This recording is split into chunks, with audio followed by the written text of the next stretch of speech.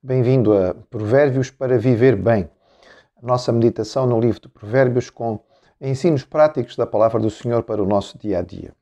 Nós entramos no capítulo 3 e vamos ler os primeiros versículos deste capítulo.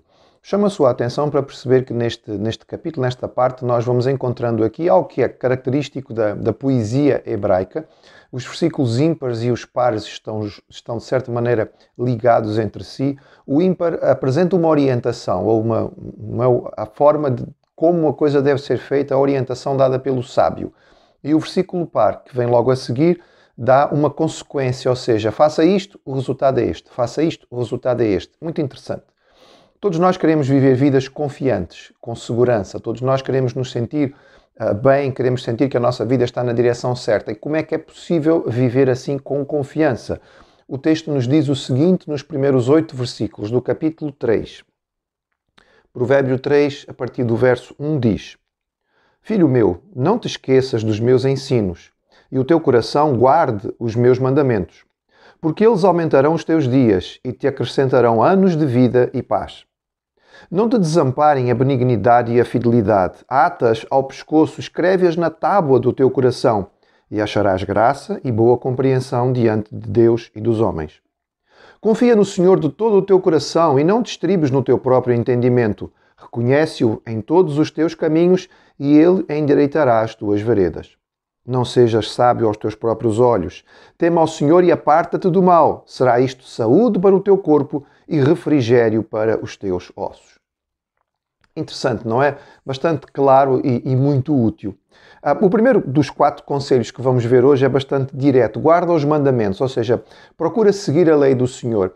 Aqui falando como pai, Deus ou a sabedoria se apresentam como um pai que dão orientação e diz: segue aquilo que são os meus mandamentos. Lembra-te deles, mas não apenas lembra com carinho, lembra com afeição, lembra como algo que faz parte da tua vida.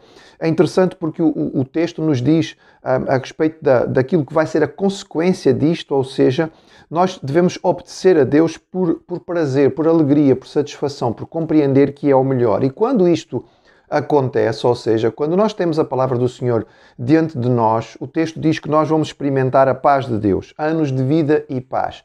Paz aqui, devemos lembrar sempre que Shalom, que é o texto original, não é apenas a ausência de conflito. Pode até haver conflito, mas a paz significa equilíbrio, harmonia, satisfação, contentamento. O que o sábio está a dizer é que se tu colocares a palavra do Senhor em primeiro lugar, se tu te afeiçoares a ela e a obedeceres, a tua vida vai ser uma vida de paz, uma vida de equilíbrio, uma vida harmoniosa. Vais encontrar a satisfação que possivelmente não acharás em outras coisas. Então busca o Senhor e o contentamento fará parte da tua vida. A lógica seguinte diz respeito aos relacionamentos. Ele diz, seja bom, não é? Seja bom e fiel. Estas duas palavras, benignidade e fidelidade, ou eventualmente misericórdia e verdade, são muito ricas. A primeira é a palavra hesed, que nós conhecemos bem, ela aparece muitas vezes e é uma expressão do caráter de Deus, ou seja, a graça própria de Deus. É uma bondade que faz parte do próprio indivíduo. Não tem a ver com o outro. Não é necessário que o outro mereça esta bondade que lhe é mostrada. A pessoa vai mostrá-la independentemente da pessoa que está a receber merecer ou não, porque é parte do seu caráter. Ou seja, quando nós cumprimos e procuramos seguir a palavra de Deus, como vimos no versículo 1, o versículo 3 nos diz que isto acaba por ir se transformando no nosso caráter. Porque aquilo que o Senhor quer é que nós possamos ter estas coisas no nosso coração e não na nossa cabeça. É o que o texto diz. Porquê? Porque o cumprimento apenas intelectual, como o dos fariseus, levava ao orgulho. O cumprimento através da obediência que parte do coração e do relacionamento com Deus produz esta diferença e vai transformando o crente em algo que é próximo do seu Senhor. E este é o objetivo de Deus para nós, o nosso propósito é ser parecidos com Jesus. Podemos perceber aqui também que há uma ligação dos relacionamentos mais importantes. A misericórdia, ou seja, a compaixão, esta benignidade que é própria do indivíduo, diz respeito ao próximo, aquelas pessoas que estão à nossa volta. E depois, verdade ou fidelidade tem a ver com a nossa relação com Deus. Então, essencialmente, ele está a dizer, na tua relação com os outros, ser bom, ser como Deus. Ou seja, mostra compaixão e misericórdia, mostra bondade e amor, Mostra graça mesmo que a outra pessoa não mereça. E em relação a Deus, ser fiel, ser verdadeiro. Porque não há como tu podes pensar que estás a enganar, mas o Senhor sabe como é que é o teu coração. Portanto, vive isto de forma íntima e o resultado vai ser graça na tua relação, tanto com Deus como com os homens. Bonito, direto, claro, fácil de entender. A sequência continua também sendo fluida e muito interessante. Confia no Senhor, não é? A palavra é muito bela. Confia no Senhor de todo o teu coração e não te estribes no teu entendimento.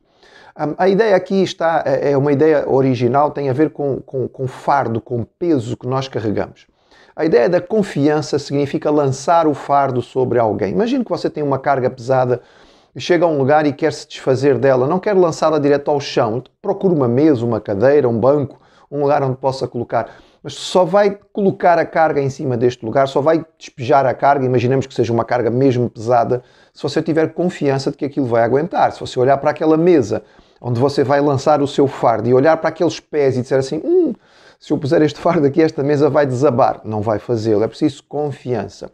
A ideia da confiança no Senhor, em vez de nós confiarmos, ou seja, colocarmos o peso todo das coisas sobre a nossa própria capacidade, colocarmos o peso sobre o Senhor. Isto tem a ver com todo o ensino bíblico, a respeito da ansiedade, não é?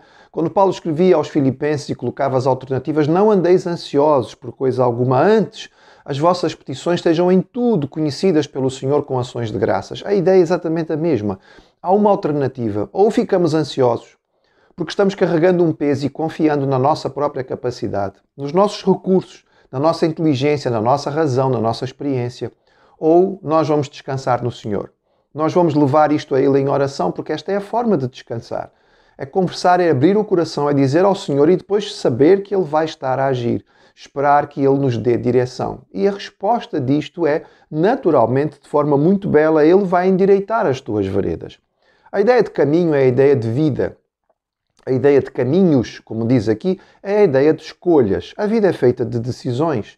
Decisões boas, decisões más. Decisões na hora certa, decisões na hora errada. E nós precisamos de sabedoria e discernimento e tanto dos nossos problemas se criam ou se resolvem através da boa tomada de decisões. E aqui o que o sábio nos diz é, se tu confiares no Senhor, em vez de confiares na tua própria capacidade, colocares o fardo sobre Ele, o que vai acontecer é que o Senhor vai te ajudar na direção. Ele vai ajudar os teus caminhos. Os teus caminhos vão ser direitos. O Senhor é aquele que tapa buracos, que tira obstáculos, que mostra o que está depois da curva. E então nós podemos ter esta confiança, esse descanso no Senhor, porque nós sabemos que Ele está orientando. E as nossas decisões, os nossos caminhos serão muito mais direitos. Naturalmente, se a confiança tem que ser no Senhor, não pode ser na nossa capacidade. E o versículo 7 é totalmente contrário ao espírito da época em que vivemos. Não sejas sábio aos teus próprios olhos. Aquilo que colocamos no iniciozinho desta meditação era como ter confiança na vida. Como podemos viver uma vida confiante? E a resposta do mundo é, você tem que mostrar que é forte, não é? Fale grosso, fale mais alto, mostre o seu currículo e você vai longe. A palavra do Senhor diz exatamente o contrário. Olha, a tua sabedoria, o teu conhecimento é sempre limitado. Além de que Deus sabe muito mais do que tu, olha, acredita que também há muita gente que sabe mais do que tu. Então não te confies, não te orgulhes só daquilo que é o teu conhecimento. Não sejas sábio aos teus olhos, mas tema ao Senhor. É o princípio da sabedoria. Em vez de tu estares confiando na tua capacidade, tens que confiar no Senhor. O contraste entre o versículo 5 e o 7, ou confias no Senhor, ou confias na tua capacidade. E ele diz, não confies na tua própria capacidade. Não penses que toda a tua vida pode ser feita só com base naquilo que tu tens, porque isto não vai correr bem. Se tu confiares no Senhor e descansares naquilo que é a sua direção, então a tua saúde vai ser completa. A ideia aqui é curiosa. No original fala sobre umbigos e ossos, não é? É curioso porque isto está representando todo o corpo. Davi nos diz num dos seus salmos que quando ele pecou e enquanto não estabeleceu a sua relação com Deus, até os seus ossos doíam. A ideia é de sofrimento interior e falta de saúde espiritual. O que o texto diz é que se nós descansarmos na confiança no Senhor e na sua direção e sabedoria para nós, haverá saúde física, haverá saúde espiritual. Confia no Senhor. Guarda os seus mandamentos. Ouve aquilo que é a sua voz. Mostra benignidade para com o próximo e ser fiel para com Deus. E tu vais encontrar paz e uma vida com satisfação verdadeira.